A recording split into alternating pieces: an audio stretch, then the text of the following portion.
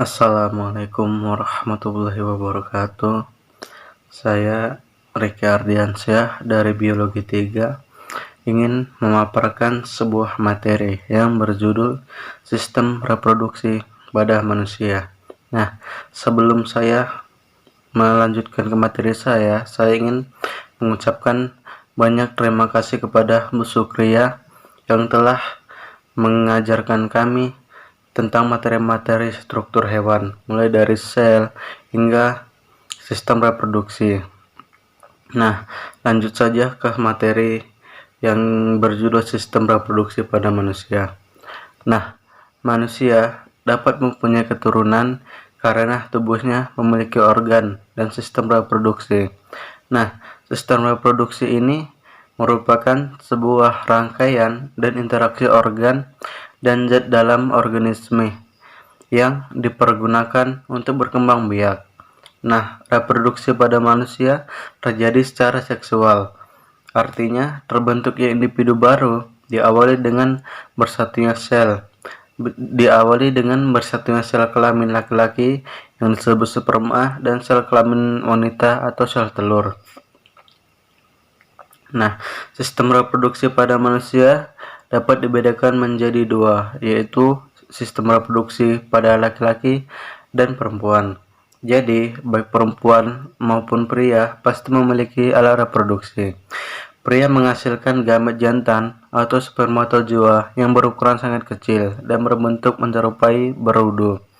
Nah, sedangkan wanita menghasilkan sel telur atau ovum yang dibentuk dalam ovarium. Alat reproduksi tersebut akan berfungsi setelah manusia mencapai usia tertentu dan kondisi tertentu pula. Nah, biasanya sel kelamin dan hormon kelamin dihasilkan pada masa puber. Pada masa itu, organ-organ tubuh manusia mulai berfungsi secara optimal. Alat reproduksi itulah yang nantinya digunakan untuk melahirkan generasi penerus manusia. Tanpa adanya alat reproduksi, tidak akan terjadi penerusan generasi dalam sebuah keluarga. Sayangnya, masih banyak orang yang tidak mengetahui bagian-bagian dari fungsi dan sistem reproduksi sendiri. Dengan mengenal sistem reproduksi, kita dapat mengetahui bagaimana cara menjaga kesehatan tubuh kita sendiri. Nah, selanjutnya itu alat reproduksi pada perempuan. Nah, perempuan saat dilahirkan seorang anak wanita telah mempunyai alat reproduksi yang lengkap. Akan tetapi belum berfungsi dengan sepenuhnya. Alat reproduksi ini akan berfungsi sepenuhnya saat seorang perempuan telah memasuki masa pubertas. Alat reproduksi pada perempuan terdiri atas dua jenis, yaitu alat reproduksi dalam dan alat reproduksi luar.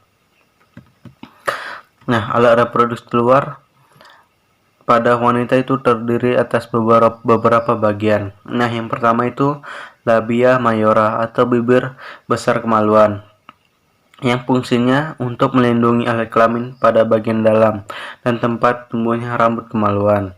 Nah, yang kedua itu ada labia mayora atau bibir besar kemaluan. Nah, fungsinya itu sebagai salah satu saluran urin, tempat terdapat kelenjar Bartholin dan klitoris. Jaringan penyusun labia minora mengandung banyak kelenjar minyak dan ujung sel saraf. Nah, yang ketiga itu ada mens pubis atau mens veneris. Nah, fungsinya itu ada dua. Yang pertama untuk melindungi organ dari hal berbahaya. Nah, yang kedua itu untuk membantu dalam merangsang penciuman aroma yang meningkatkan daya tarik seksual. Nah, yang keempat itu ada klitoris. Klitoris fungsinya untuk memberikan kenikmatan seksual. Nah, yang kelima itu ada vestibulum. Nah, vestibulum ini fungsinya sebagai untuk mengeluarkan cairan yang berguna untuk melumasi vagina pada saat bersenggama. Nah, selanjutnya itu alat reproduksi dalam pada wanita. Nah, yang pertama itu ada ovarium. Ovarium ini sendiri fungsinya sebagai tempat pembentukan sel telur atau ovum dan hormon atau estrogen dan progesteron. Nah, yang kedua itu ada opidak.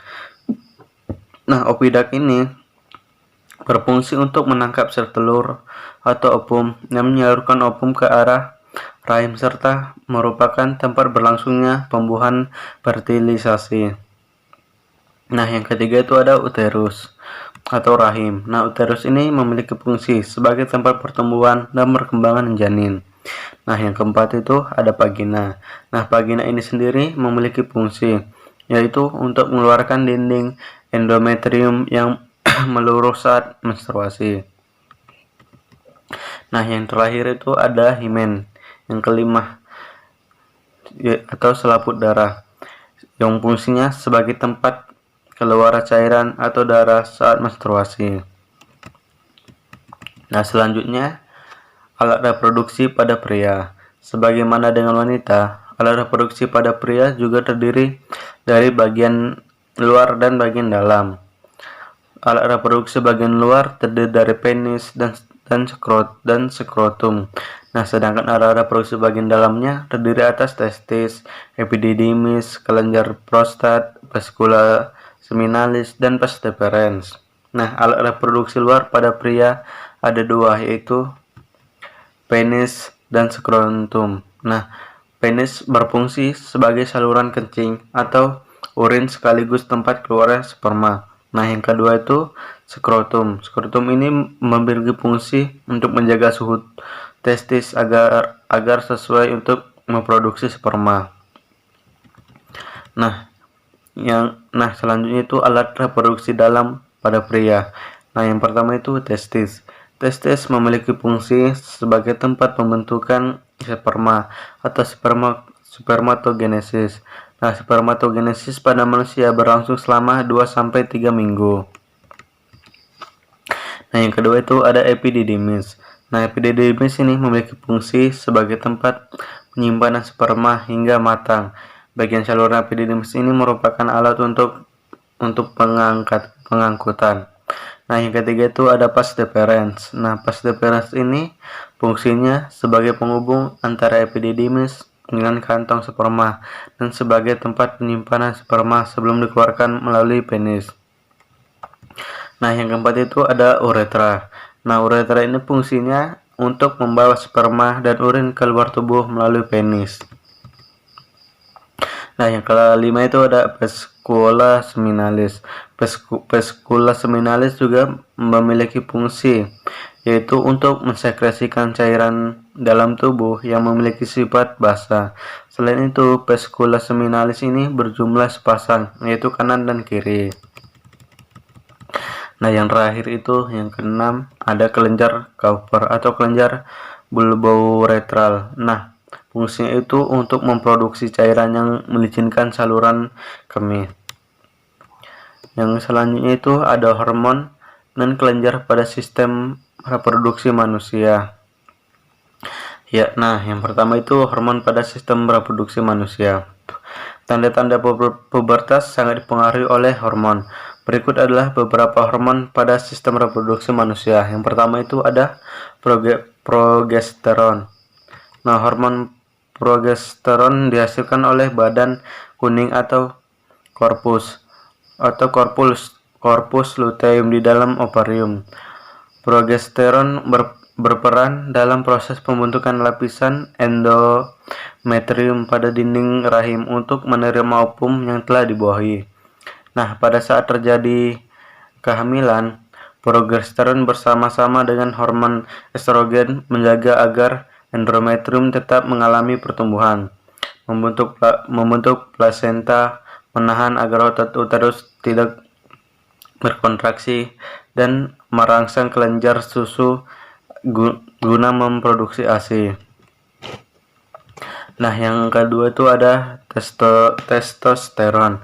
Nah, hormon testosteron merupakan sebuah hormon yang dihasilkan oleh testis dan memiliki peran dalam spermatogenesis dan menampakkan ciri-ciri kelamin sekunder pada pria. Nah, yang ketiga itu ada laktogen. Hormon laktogen merupakan hormon yang dihasilkan oleh kelenjar hipofisis yang bersama-sama dengan progesteron untuk merangsang pembentukan air susu. Nah, yang keempat itu ada relaksin. Nah, hormon pada relaksin ini dihasilkan oleh plasenta yang perannya untuk merangsang relaksasi ligamen pelvis pada proses kelahiran. Nah, yang kelima itu ada oksitosin. Nah, hormon oksitosin ini dihasilkan oleh hipofisis. Nah, oksitosin memiliki peran pada proses kelahiran untuk merangsang kontraksi awal dari otot uterus. Nah, yang keenam itu ada luteinizing hormon. Nah, hormon ini juga dihasilkan oleh kelenjar hipofisis. Hormon ini dapat merangsang proses pembentukan korpus luteum atau badan kuning di dalam ovarium setelah terjadi proses pelepasan sel telur atau ovulasi. Nah, yang ketujuh itu ada PSA atau Follicle Stimulating Hormone. Nah, yang merupakan hormon yang dihasilkan oleh kelenjar hipofisis. Hormon ini berperan dalam proses pembentukan dan pematangan spermatozoa yang dikenal sebagai spermatogenesis dan ovum yang dikenal juga dengan oogenesis. Nah, selain itu, hormon ini juga berperan untuk merangsang produksi hormon estrogen pada wanita dan testosteron pada pria. Nah, yang ke-8 itu ada estrogen. Hormon estrogen ini dihasilkan oleh follicle growth di dalam ovarium. Estrogen berperan dalam hormogenesis dan penampakan ciri-ciri kelamin sekunder pada wanita. Nah, di samping itu, hormon ini juga memiliki peran untuk menghambat produksi VSH dan merangsang produksi LH. Nah, selanjutnya itu ada kelenjar pada sistem reproduksi manusia. Sistem reproduksi pada manusia juga terdiri dari beberapa kelenjar yang mendukung proses reproduksi. Berikut ini merupakan beberapa kelenjar pada sistem reproduksi manusia. Nah, yang pertama itu ada kelenjar Bartholin. Kelenjar Bartholin merupakan kelenjar yang terdiri pada vagina wanita yang berfungsi untuk menghasilkan lendir yang alkali saat melakukan hubungan badan.